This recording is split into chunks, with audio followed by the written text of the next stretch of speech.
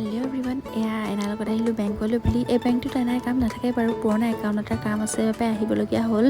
আৰু তাৰপিছত আহিলোঁ ভাইটিৰ বহি ল'বলৈ। এই স্কুলখনলৈ যে ইমান দিনৰ মূৰত আহিছোঁ, ইয়াত আচলতে ময়ো পঢ়িছিলোঁ। তাৰপিছত খালোঁ এয়া ফুচকা খাই মেলি ঘৰলৈ আহি ভাত খালোঁ। ভাতত আছিলে হাঁহ, ভাত খোৱা চাওকচোন ইমান দি দিছে। তাৰপিছত মানে বজাৰলৈ বুলি ওলাই গ'লোঁ এনাৰ লগত। এনাই যাবলৈ ওলাইছিলে, মই ক'লোঁ কি ময়ো যাম বুলি, মোৰ বস্তু কেইটামান ল'বলগীয়া আছে।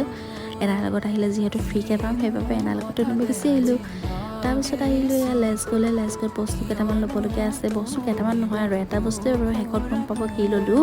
এয়া এনাই দেখিছেনে। তাৰপিছত কচমেটিকৰ দোকানত সোমালোঁ, কচমেটিকৰ দোকানত বস্তুবোৰ লৈ মেলি আকৌ এনাই বস্তু কেইটামান ল'লে এয়া। তাৰপিছত খালোঁ এইফালে ৰসমলাই আৰু এনাই খালোঁ ঢকলা। খাই মেলি গুচি আহিলোঁ।